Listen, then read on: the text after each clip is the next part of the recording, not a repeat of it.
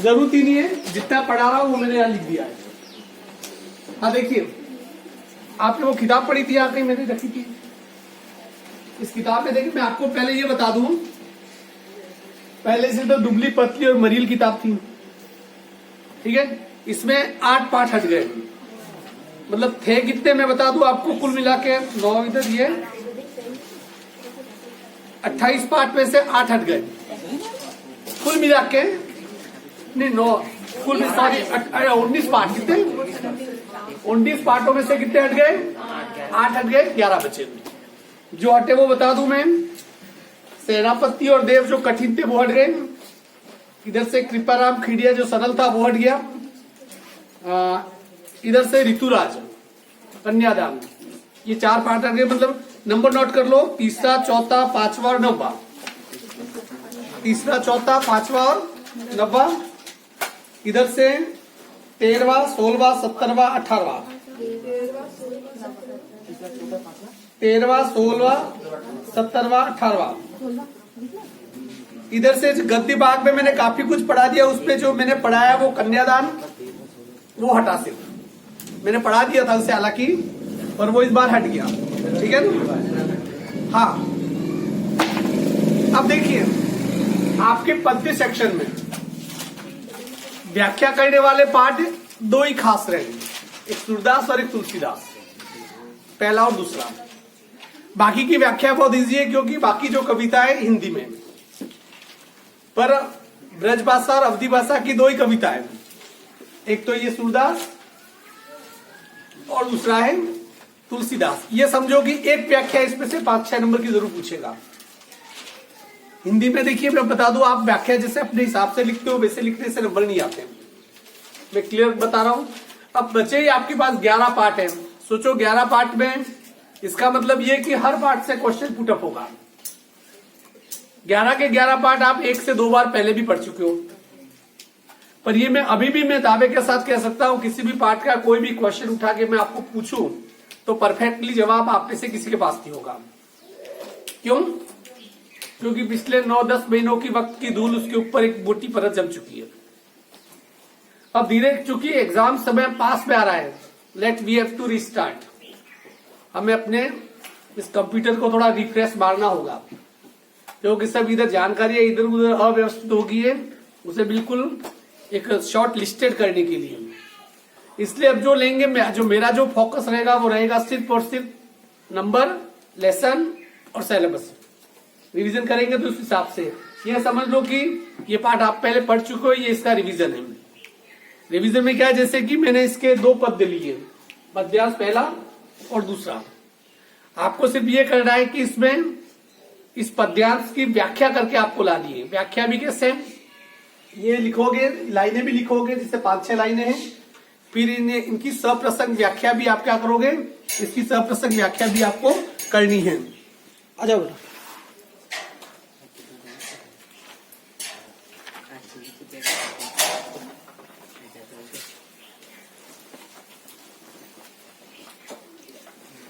हाँ देखिए, सूरदास के बारे में, वैसे आज जो भी अंधे लोग होते हैं उनको क्या कहा जाता है, सूरदास कहा जाता है। हमारे इधर अजीब मुल्क है ये, काले को काला नहीं कह सकते, काले को कालिया कह के दिखा दो, जो ज्यादा बुरा है उसे बुरिया कह दो तो नाराज हो जाता है। अंधे को अंधा नहीं कहा जा सकता, लूले को लूला, लंगड़े को लंगड़ा हम नहीं कह सकते, इसलिए अंधों को हम सूरदास कहते हैं। क्यों? क्योंकि सूरदास भी अंधे थे। इनके बारे में बहुत सारी किंवदंतियां है, इसका परिचय थोड़ा आप समझ लीजिए। इनका जन्म 1478 में हुआ था, लगभग 550 साल पहले इनका जन्म हुआ था। इनके जन्म के बारे में ये अलग अलग भ्रांतियां है, कुछ लोग कहते हैं कि इनका जन्म दिल्ली के पास लुणित्ता में हुआ था, कुछ लोग कहते हैं कि सीही में इनका जन्म हुआ था। इसलिए जन्म स्थान के बारे में कंफर्म नहीं, क्योंकि चूंकि 500 साल पहले की बात है और ये नेत्रहीन थे, इसके बारे में भी विरोधाभास है। कुछ लोग ये कहते हैं कि ये जन्मान थे, जन्म से अंधे थे, परंतु कुछ लोग ये कहते हैं कि जिस प्रकार से इन्होंने वर्णन किया है अपने साहित्यिक रचनाओं में, कृष्ण की बाल लीलाओं का जैसे वर्णन सूरदास ने किया है, आज तक अभी तक कोई नहीं कर पाया। अर्थात कि जो व्यक्ति इतना बिल्कुल सटीक वर्णन कर सकता है, इसका मतलब उसने दुनिया देखी होगी तभी कर सकता है। इसलिए कुछ साहित्यकार ये मानते कि ये बाद में अंधे हुए थे, उन्होंने दुनिया को देखा था उसके बाद अंधे हुए थे, इसके बाद उन्होंने लिखा था, वॉट एवर भी। इसलिए इसके बारे में भ्रांतियां बनी हुई है। और इनका जो जीवन बीतता दिल्ली यमुना मार्ग पर, यमुना के किनारे गऊ घाट करके है, आज भी है, और एक अच्छा स्थान है वहां पर, उस जगह पर इनका जीवन बीता। इसके अलावा इनके जो वल्लभाचार्य, जो वैष्णव संप्रदाय के बड़े दिग्गज पुरुष थे, उनसे इनका संपर्क हुआ और उनके संपर्क में आने के बाद कृष्ण की बारे में, कृष्ण की लीलाओं के बारे में ये वर्णन करने लगे। इनकी जो रचना है सूरसागर, सूरसारावली, साहित्य की लहरी, ये कृष्ण से संबंधित सभी रचनाएं हैं। और साहित्य की लहरी में पद है कुल मिला के 118 पद, और चमत्कार पूर्ण साहित्य की लहरी का मतलब इसमें है कि इन्होंने ऐसे इसमें दोहे वगैरह लिखे जिनके अपने आप में अलग अर्थ आते हैं। 108 दोहे इनके हैं। आपको तो सिर्फ इतना याद रखना है, इस संबंध इनकी रचना वगैरह इतना याद रखना है। देखिए, मुझे लगता है कि सूरदास के समय में, आज से 500 साल पहले, ये युग बड़ा कमाल का रहा होगा, जहां नारियों को ज्यादा आजादी थी। नारियां हमारे यहाँ उस समय पर्दे में नहीं रहती थी, वो तो बाद में मुगल आक्रमणकारी आए और अपनी इज्जत को बचाने के लिए फिर उन्होंने पर्दा प्रथा जैसी प्रथा उन्होंने क्या की, धारण कर ली। और जहां तक कि भारतीय समाज के बारे में ये कहा जाता है कि कैसा समाज रहा होगा, क्योंकि समाज में सती प्रथा जैसी कुप्रथाएं मौजूद थी कि पति की मृत्यु हो जाए, उसके बाद पति को जीते जी चल जाना पड़ता था। पर उसके थोड़े इतिहास के अंदर हम घुसेंगे, क्योंकि 1000 साल पहले इस देश ने विदेशी आक्रमणों को झेलना शुरू कर दिया था। और जब विदेशी आक्रमण होते थे, जब आक्रमणकारी आते थे, वो राजाओं को हराते थे, परंतु उसके बाद जो बचे हुए जो लोग होते थे, जो औरतें होती थी, उनके साथ बलात्कार जैसी घटनाएं जब होती थी, तो बाद में एक परिपाटी बन गई कि उनके पति जब लड़ने जाते थे तो पत्नियों को पहले ही पता होता था कि हार होने वाली है, तो वो सती हो जाती थी सिर्फ अपनी इज्जत बचाने के लिए। वो अलग बात है कि बाद में कुछ लोगों ने इसे परंपरा के रूप में ले लिया। कहने का मतलब ये था कि ये समाज बड़ा उन्नत रहा होगा पिछले 500 साल पहले। आप ये सोचिए कि what was the relation between Radha and Krishna. Radha और कृष्ण के बारे में उनका रिश्ता क्या था। आप देखिए, उनके बीच में कुछ भी नहीं था, रिश्ता ही नहीं था। फिर भी दुनिया में सबसे ज्यादा भव्य और सबसे अधिक संख्या में जो मंदिर बने हुए वो राधा कृष्ण के हैं। आप सोचिए कि उस समय के समाज ने एक स्त्री और एक पुरुष के रिश्ते को किस कदर से सम्मानित किया था कि उनके मंदिर बनाए गए। जबकि कृष्ण की शादी तो रुक्मिणी के साथ हुई थी, राधा तो कुछ उनकी थी नहीं, बचपन की उनकी अपनी प्रेमिका थी। परंतु वो प्रेम भी कितना सात्विक रहा होगा, शुद्ध रहा होगा, निर्मल रहा होगा, गंगा नदी के पानी की तरह, कि लोगों ने उस प्रेम को सराखों पे बैठाया। आज सभी जगह राधा कृष्ण के मंदिर बने हुए हैं, जबकि उनके बीच में रिश्ते के नाम पे शून्य और सन्नाटा था। उसी कृष्ण और राधा के बारे में इन 2 पद्यांशों में लिखा हुआ है। और आपको सिर्फ ये करना है कि इस पद्यांशों को लाइन टू लाइन उसके कठिन शब्दार्थ भी मैंने लिख दिए हैं। आपको क्या करना है, लाइन टू लाइन में समझा रहा हूं, उसे समझना। देखिए, ये जो चूंकि सूरदास ने अपना पूरा साहित्य ब्रिज भाषा में लिखा। कौन सी भाषा में लिखा? ब्रिज भाषा में। हमें हिंदी ढंग से समझ में नहीं आती तो ब्रिज और अवधि कहां से आएगी, परंतु ब्रिज और अवधि हिंदी से निकली हुई है। ये सभी एक ही पेड़ की शाखाएं प्रशाखाएं, इसलिए अलग नहीं हो सकती है, रूप कुछ अलग हो गए। यही हुआ क्योंकि देखिए, भाषाएं बदलती है दूरियों के बाद। यहाँ से 50 किलोमीटर आगे चले जाओ, भाषा बदल जाएगी। इधर से 10 किलोमीटर आगे चले जाओ, भाषा बदल जाएगी। यहाँ तक कि एक गांव से दूसरे गांव की भाषा अलग होती है। सेमारी में ब्राह्मण अलग बोलेंगे, यहाँ के ब्राह्मण अलग बोलेंगे। यदि हमारे दूसरे गांवों के ब्राह्मण हैं, उनकी लैंग्वेज थोड़ी बदल जाएगी, क्योंकि ये दूरियों का सवाल पैदा होता है, भौगोलिक परिस्थितियां होती है। पर ये ब्रज भाषा में लिखा हुआ पद्यांश है और सूरसागर से लिया गया है, जिसमें कृष्ण की बाल लीलाओं का, कृष्ण की लीलाओं का क्या किया गया है, वर्णन किया गया है।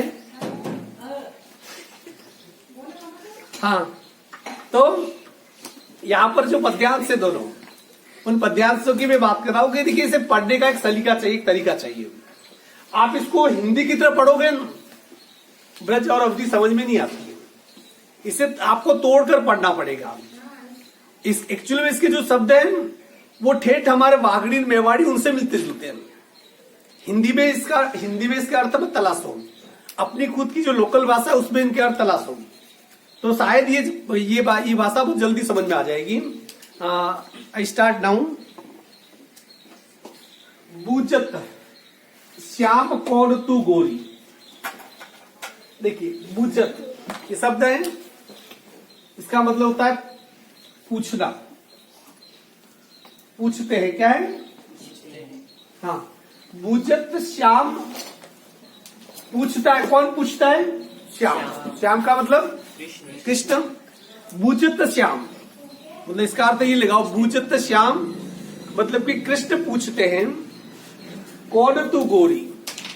हंसी क्यों आ रही है? अपने आप को वो दोनों तो राधा और कृष्ण उन्होंने मान ही लिया है दोनों व्यक्तियों ने। ये बता दो कि राधा कौन है और कृष्ण कौन है। हाँ, हंस लो चलो, फिर मैं बाद में पढ़ो। हो गए हंसी? हाँ, बूझत श्याम कौन पूछ रहा है? कृष्ण पूछ रहे। किससे पूछ रहे? गोरी का मतलब राधा से। कौन तू गोरी, क्योंकि चूंकि कृष्ण उस लड़की का नाम तो जानते नहीं है, और आप लोगों का तरीका आजकल पूछने का अलग होता होगा। तुम्हारे पूछने के तरीके में और उनके पूछने के तरीके में हजारों साल का अंतर है, इसलिए कुछ तो फर्क होगा। वो वाला तरीका ये वो दुनिया वो नहीं थी, वहां तो काफी लिमिटेशन थी, काफी मर्यादाओं की बड़ी बड़ी दीवारें थी। तो बूझत श्याम कृष्ण पूछते हैं कौन तू गोरी। ये लड़की, गोरी का मतलब गोरी चिट्टी लड़की से नहीं। और अभी तो देखो, अभी नहीं पूछ सकते, जिसे आप जानते थी तुम जाके उससे पूछे कौन है गोरी यूं, तो उसका पूरा खानदान घर पे आ जाएगा। मतलब समझिए कि ये समाज बड़ा उन्नत रहा होगा, जहाँ रिश्तों की मर्यादा को जो समझते होंगे, क्योंकि पूछने वाला भी साफ मन का रहा होगा और जवाब देने वाली भी साफ मन की रही होगी।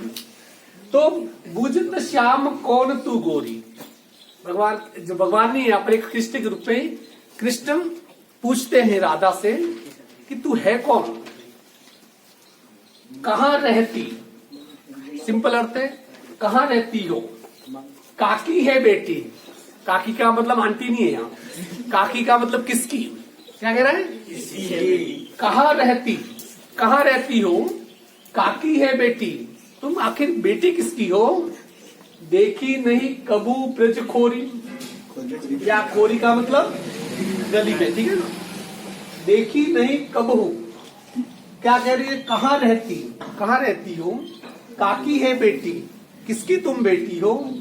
देखी नहीं, कभी तुम्हें देखा नहीं, कबहू मतलब कभी, देखी नहीं कबहू ब्रज खोरी, तुम्हें कभी ब्रज की गलियों में देखा नहीं। अर्थात कि तू किसकी बेटी है, कहाँ रहती है, कभी तुझे ब्रज की गलियों में देखा नहीं। इसका मतलब सीधा सा है, कृष्ण जी कह रहे कि मेरी आंखें तो इतनी तेज है कि ब्रज की गलियों में हर लड़की को मैंने देखा है, सिर्फ तूने नहीं देखा, कहाँ से आई हो। तो देखी नहीं कबू ब्रज खोरी, कभी तुम्हें ब्रज की गलियों में देखा नहीं। काहे को हम ब्रज तन आवती, काहे को मतलब क्यों। अब देखो राधा आखिर देखो कृष्ण की टक्कर की रही होगी तो दोनों के मंदिर बने, राधा में भी तो कुछ ऐसा होगा। आपने अक्सर देखा होगा कि कृष्ण की बहुत सारी सीरियलें आती है, कृष्ण सैकड़ों के साथ नाचे, जिसे कहते हैं रासलीला, जिसके नाम पे आज भी हम गरबा खेलते हैं। वो अलग बात है कि हमें पता ही नहीं हम गरबा क्यों खेलते हैं, ठीक है। वो रासलीला अर्थात कि एक व्यक्ति हजारों के साथ नहीं नाच सकता है, पर कृष्ण के मन में वो प्रेम भरा हुआ। देखो जब आप किसी एक से प्यार करते हो तो फिर दूसरे से नहीं कर सकते हो, क्योंकि आप इतने छोटे और स्वार्थी हो कि सिर्फ आप एक से कर सकते हो। तो इसका मतलब दूसरों से प्यार करने का नाटक करोगे तो वो धोखा होगा। परंतु कुछ लोग ऐसे होते हैं जो एक से प्यार नहीं करते, पर सबसे उन्हें प्यार होता है, क्योंकि उनका हृदय इतना विशाल होता है। हर व्यक्ति की छवि उसके मन में उसी प्रकार अंकित होती है, जैसे कि एक के बदले एक वाला होता है, वैसे ही। तो कृष्ण का जो स्वभाव था वो ऐसा था कि ब्रिज की जितनी भी लड़कियां थी वो सभी लड़कियों को ये लगता था कि वो तो अपने हाल में नाचती थी, पर उनको हमेशा ये लगता था कि कृष्ण हमारे साथ भी क्या कर रहे हैं, नाच रहे हैं, इसलिए वो रासलीला। तो यहां पर कह रहे निकाला उसका विषय का? नहीं आप, हाँ, काहे को हम ब्रजतन आवती, ब्रजतन का मतलब ब्रज की ओर, ठीक है। काहे को हम ब्रजतन आवती, राधा क्या कह रही है, हम इस ब्रज की तरफ क्यों आए। शायद उसे पता नहीं था कि कृष्ण क्या है, पता होता तो जरूर आती। काहे को हम ब्रजतन आवती, ये इससे बीच बीच में बोल रहा था कि आपको इसका अर्थ परफेक्टली याद है। काहे को हम ब्रजतन आवती, हम आखिर ब्रज की तरफ क्यों आए। खेलत रहती अपनी पोरी, पोरी का मतलब पोल होती है जो अपने जो घर होता है वो। खेलत रहती अपनी अपनी पोरी, अपनी का मतलब अपनी, मैं ब्रज की तरफ क्यों करके आऊं, मैं तो अपनी पोल में अपने घर पे खेलती रहती हूं, मुझे ब्रज की तरफ आने की कोई जरूरत ही नहीं है। सुनत रहती श्रवणनी नंद डोटा, सुनत रहती मैं अक्सर सुनती हूं, श्रवणनी का मतलब होता है कान, मैं अपने कानों से अक्सर सुनती रहती हूँ। मतलब कि देखो अपने कृष्ण लल्ला की तो सानो शौकत शौरत बॉर्डर पार कर रही थी, इसलिए राधा कह रही है सुनत रहती श्रवणनी, मैं अपने कान से अक्सर सुनती हूँ। नंद डोटा, डोटा का मतलब लड़का, यहाँ कोई नंद का एक लड़का जरूर है, हालांकि उसे ये नहीं पता जिससे बात कर रही है वो डोटा वही है। नंद डोटा, वो क्या कह रहे हैं, मैं अपने कानों से अक्सर सुनती रहती हूँ कि नंद का एक छोरा है कोई, करत फिरत माखन चोरी, इसके बारे में सुना है।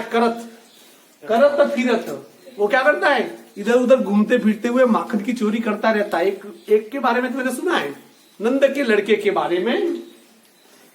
तुमरो कहा चोरी हम ले है। अब कृष्ण आगे अपनी बात पे, देखो ये साइकोलॉजिकल मनोवैज्ञानिक रूप से कितना दो बच्चों के बीच में कितना एक सुंदर सा कन्वर्सेशन है, डायलॉग है ये। तुमरो कहा, तुमरो का मतलब तुम्हारा, तुमरो कहा चोरी हम ले, लिया, ले का मतलब लिया। क्या कह रहा है यहाँ पर कृष्ण, क्या कह रहे हैं, आखिर हमने तुम्हारा क्या चुरा लिया, चुराया जिनका चुराया, ब्रज की छोरियों का चुराया, तुम्हारा तो कुछ चुराया नहीं अभी तक मैंने।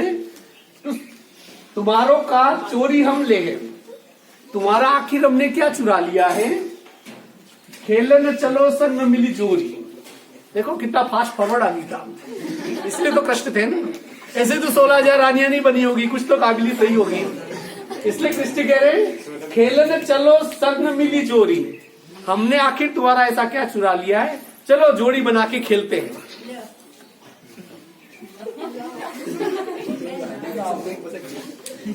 हाँ, अब आगे देखिए, तुमरो कहा चोरी हम ले हैं, तुम्हारा तो हमने कुछ चुराया भी नहीं। खेलन चलो संग मिली जोड़ी, चलो जोड़ी बनाकर खेलते हैं।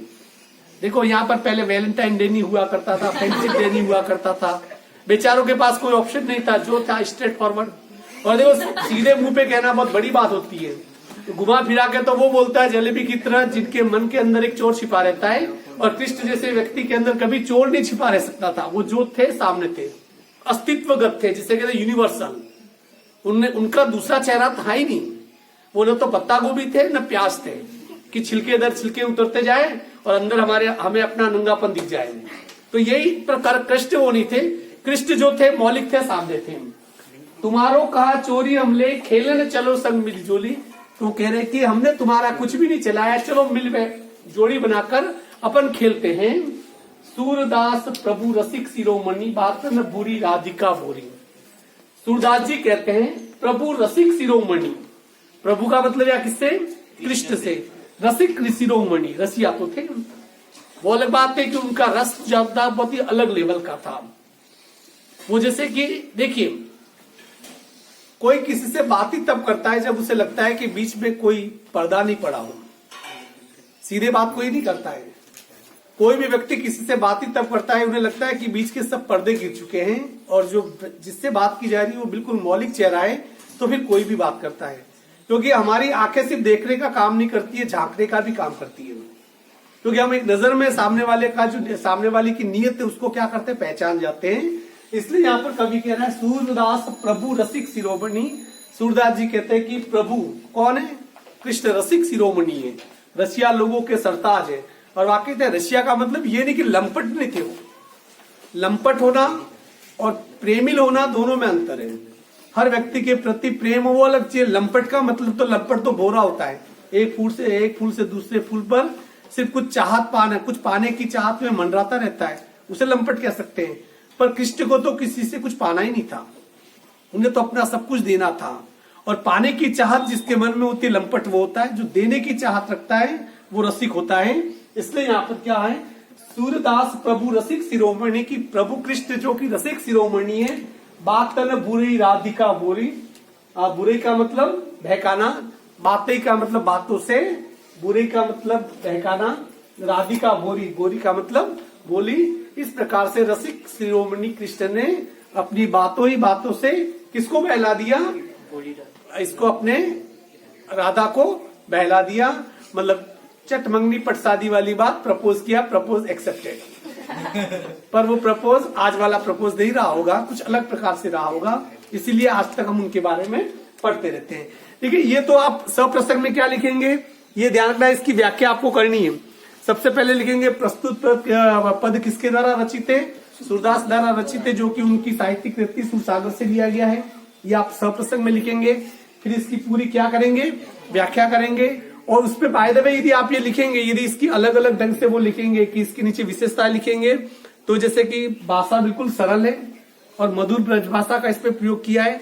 और इसमें जो कन्वर्सेशन है, जो बातचीत है, वो एक प्रकार से मनोवैज्ञानिक अर्थ लिए हुए हैं।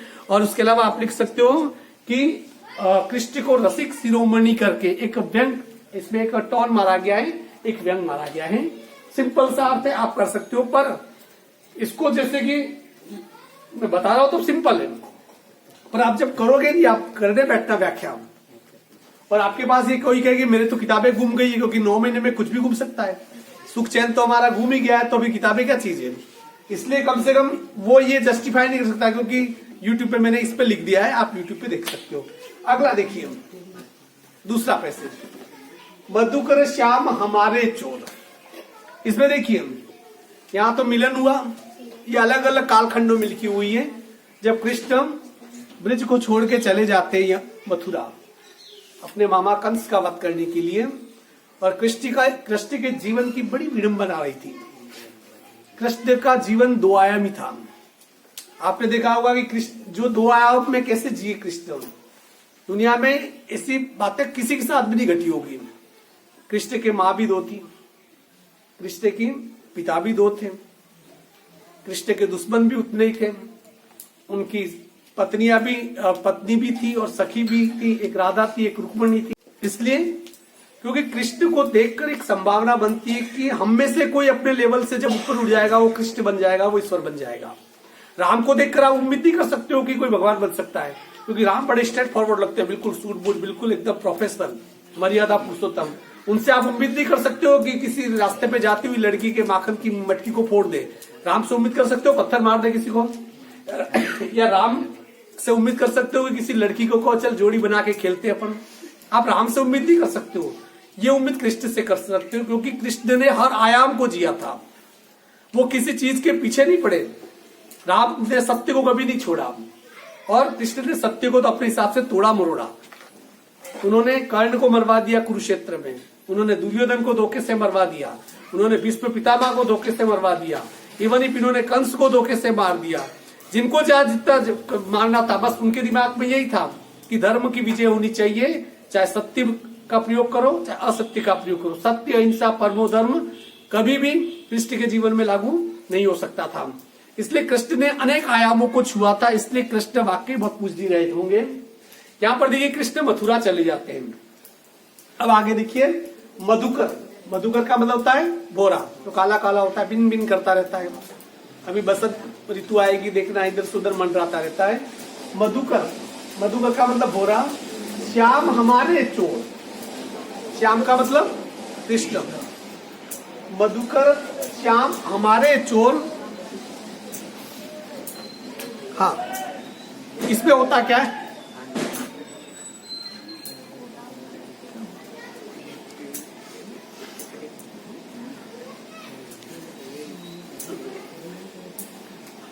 हाँ, अब जब ये वार्तालाप चल रही होती है कोई भोरा उड़ के आ जाता है। ये एक्चुअल में भ्रमर गीत करके एक इन्होंने लिखा है, इन्होंने अपने सूरदास ने, जिसमें भोरे को टारगेट बनाकर लक्ष्यार्थ मतलब किसी और को कुछ कहा गया है। मधुकर श्याम हमारे चोर, उस भोरे को सुनाते हुए गोपियां क्या कह रही है? श्याम हमारे चोर। श्याम तो क्या है? हमारे चोर है।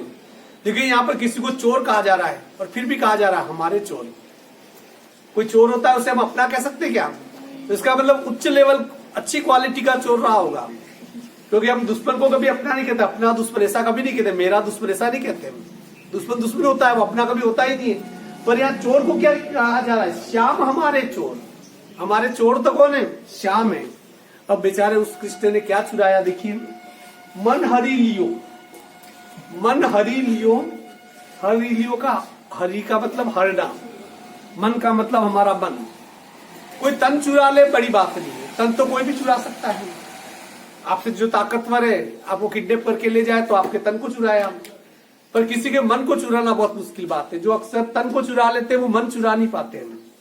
और जो व्यक्ति मन को चुराने में अव्वल हो जाए तो फिर वो ईश्वर बन जाते हैं। और कृष्ण उसी ईश्वर में से एक था। मन हरि लियो तनक चितवनी में, चितवनी का मतलब दृष्टि, सिर्फ एक नजर से कृष्ण ने हमारे मन को हर लिया। कमाल की नजर रही होगी फिर कृष्ण की। गोपियां क्या कह रही है? और एक गोपी नहीं कह रही है, सैकड़ों गोपियां कह रही है। सिर्फ एक नजर ने हमारे मन को क्या कर लिया? हर लिया।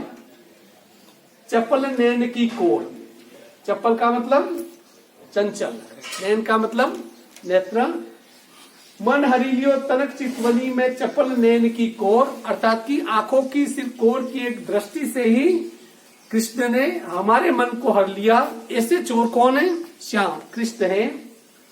पकड़े हुते, पकड़े, पकड़े का मतलब पकड़े हुए, हुते का मतलब पकड़ रखा था, जिसे हमने पकड़ रखा था। पकड़े हुते मतलब पकड़ रखा था। ऐसे नहीं कि यूं पकड़ नहीं रखा था। कैसे पकड़ा था? क्योंकि जिसको तो यूं पकड़ सकते हो उसको तो छोड़ना ही पड़ेगा, क्योंकि आप कितना भी पकड़ो तो वो पकड़ना भी एक्चुअली में बोझ बन जाता है, क्योंकि आप भी थकोगे। मैंने कहा एक पेन का भार नहीं होता है, और उस पेन को उठा के आपको कहे कि आपको सजा दीजिए 24 घंटे तक इस पेन को उठा के यूं क्या कर तू खड़ा रहे, तो वो पेन क्या होता है? थोड़ी देर के बाद आपको 1 क्विंटल का लगने लग जाता है।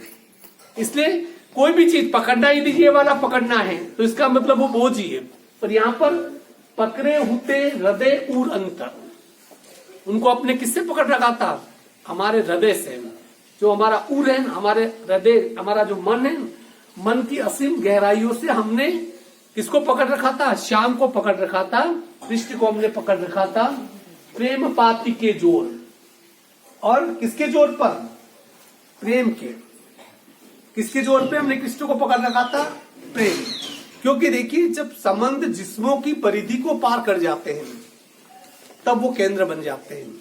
तो हमेशा एक चीज ध्यान रखना, ये जो हमारा जिस्म है ये एक मात्र परिधि है। एक वृत्त देखा होगा आपने, वृत्त परिधि होती है, वही दिखता है। केंद्र दिखता है क्या हमें? केंद्र तो दिखता ही नहीं है। पर उस केंद्र के बिना क्या वो वृत्त बन सकता है? क्या परिधि बन सकती है? क्या नहीं।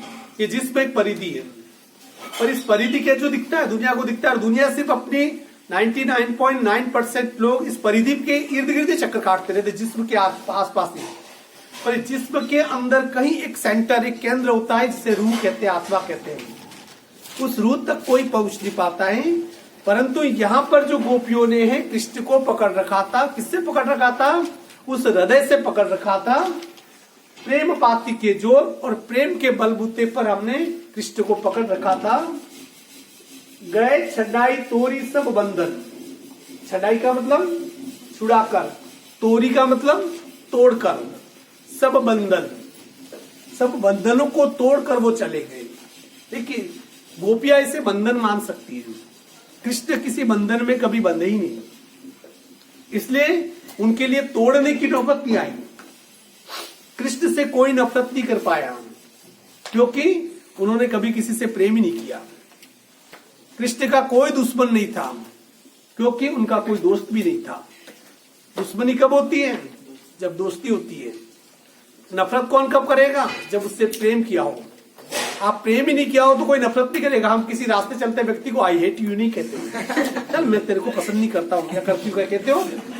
हम किसको कहते हैं, मैं जब तुझे पसंद नहीं करता हूँ उसी को कहेंगे जिससे हमने कभी पसंद किया था। ये तो आपका बंधन था, आप वो पसंद करते ही नहीं तो ना कहने की नौबत नहीं आती है। कृष्ण उस बंधन की परिधियों से बाहर थे। मैं थोड़ा फिलोसॉफिकल ज्यादा जा रहा हूँ कृष्ण को लेकर, हो सके आज नहीं तो कल तुम्हें ये मेरी बातें समझ में आ जाएगी जब कभी आज से 5 साल के बाद वीडियो देखोगे। पकड़े उठते हृदय अंतर प्रेम पाती के जोर, गए छड़ाई तोरी सब बंधन, अर्थात कि सब कुछ छुड़ा कर अपने सब बंधनों को तोड़कर कृष्ण चले गए। और कृष्ण चले गए तो क्या, जैसे गए तो सबसे पहले कोई कुब्जा थी, कुबड़ी थी, उसको सही कर दिया, वो सुंदर परी बन गई मथुरा में। अर्थात कि जिस दौर को छोड़कर व्रत से निकले थे उसी दौर को उन्होंने वहां शुरू कर दिया था। क्योंकि देखो कृष्ण जैसा व्यक्ति अपने अतीत को लेकर कभी नहीं चलता है, क्योंकि जो अपने अतीत को लेकर चलता है वो अपने वर्तमान में को नहीं जी पाता है। मैं यहां से छोड़ के चला जाऊं दूसरी जगह रहना मेरे लिए असंभव होगा। क्यों, क्योंकि मैं अपने साथ साथ मेरे अतीत को लेके गया हूं। पर कोई ऐसा व्यक्ति जो इन सभी चीजों से दूर रहा हो और छोड़ के चला जाए तो उसे कोई भी फर्क नहीं पड़ेगा, क्योंकि वो अतीत के बंधनों को तोड़ ही नहीं रहा है, क्योंकि उसने अतीत के साथ नाता कभी जोड़ा ही नहीं था। यहां पर देखिए, गए छुराई तोरी सब बंधन, दे गए हंसनी अकोर, और हमसे सब बंधन छुड़ाकर, और रिश्वत के रूप में हमें क्या देखे गए, उनकी वो निर्मल हंसी हमें देके चले गए। रिश्वत के रूप में क्या, धन संपत्ति नहीं, हमें वो हंसी देकर चले गए ताकि हम उनके बंधन से हमेशा बंधे रहे। चौकी परी जागत निसी बीती, चौकी परी, और जब जब कृष्ण की याद आती है अक्सर हम क्या हो जाती है, चौक जाती है। या जब हमें कृष्ण की आने की आहट जब सुनाई देती है तब अक्सर हम क्या हो जाती है, चौक जाती है। जागत निसी बीती, निसी का मतलब रात, पूरी रात बीत जाती है जागते जागते। पर कृष्ण, मेरा ये मानना है कि कृष्ण नहीं जागे होंगे, ये जागने का काम कौन कर रही है, गोपियां कर रही है। क्योंकि गोपियां बंधन में बंधी थी और कृष्ण बंधन में नहीं बंधे थे, हर बंधन से बाहर थे। क्योंकि कृष्ण यदि बंधन में बंधे होते तो फिर किसी एक के साथ ही बंधे होते हैं, क्योंकि जो एक के साथ ही नहीं बंधा तो फिर वो किसी के साथ बंध नहीं सकता था। ये बनाए हुए बंधन किसकी तरफ से थे, ये गोपियों की तरफ से थे। इसलिए चौंकना, रात रात पर जागना, ये गोपियों के लिए था। निसी बीती, जागत निसी बीती, और जागते हुए पूरी रात बीत जाती है। दूध मिलियो एक बोर, और इसी बीच एक हमें और दूध मिल गया, एक बोरा और मिल गया। ये किसके बारे में कहा गया है, उद्धव के बारे में। क्योंकि जब कृष्ण को पता चला कि गोपियां उसके प्रेम में पागल हुई जा रही है और बावली हुई जा रही है, तो उसने, कृष्ण ने गोपियों को समझाने के लिए अपने दोस्त उद्धव को भेजा था। उन्हें समझाओ कि ये प्रेम वगैरह कुछ भी नहीं होता है, पर जो सच्चे मन से प्रेम करती है वो योग को कहा मानती है, वो इन चीजों को कहा मानेगी। दूध मिलियो एक बोर, और क्या कह रहा है, और उसके बाद एक हमें और दूध मिल गया, भंवरा मिल गया, जो हमें समझाने भी आया था। सूरदास प्रभु सर्वस्व लुटियो, सर्वस्व का मतलब सर्वस्व। सूरदास जी क्या कह रहे हैं, प्रभु सर्वस्व लुटियो। सूरदास जी गोपियों के माध्यम से कहते हैं प्रभु सर्वस्व लुटियो। सर्वस्व का मतलब सर्वस्व, सब कुछ। गोपिया क्या कह रही है, सब कुछ लूट लिया। गोपिया कह रही है कि कृष्ण ने हमारा सब कुछ लूट लिया। बड़ी अजीब सी बात है, बड़ी विरोधाभास है। सब कुछ लूट लिया फिर भी तुम मुझसे हमारा कह रहे हो, सब कुछ लूट लिया फिर भी तुम मुझसे भगवान कह रहे हो। जिसने सब कुछ लूट लिया फिर भी जिसके लिए तुम चौक पड़ती हो, जिसने सब कुछ लूट लिया फिर भी उसके लिए रात दिन जागती रहती हो, जिसने सब कुछ लूट लिया फिर भी उस घड़ी का, उस व्यक्ति का तुम्हें इंतजार रहता है, तो वाकई वो लूटना भी बड़ा काबिल तारीफ रहा होगा। इस चीज को थोड़ा समझना। कोई आपको लूट के चला जाए और आप कहे थैंक्स यार, क्या व्यक्ति था, क्या लूट के गया, ये बहुत मुश्किल होता है। इसका मतलब जिसने लूटा बड़ी कीमती चीज लूटी होगी और आप लूट भी गए, परंतु उस लूटने का आपको रंच मात्र भी आपके मन में क्रोध नहीं है। जो लूट के ले गया उसके प्रति आपके मन में प्रेम है, तो वो लूटना भी बड़ा सार्थक रहा होगा। सूरदास प्रभु सर्वस्व लूटियो। सूरदास जी कहते हैं गोपियों के माध्यम से कि कृष्ण ने हमारा सब कुछ लूट लिया। नागर नवल किशोर, अर्थात कि चतुर चालाक श्री कृष्ण ने हमारा सब कुछ लूट लिया।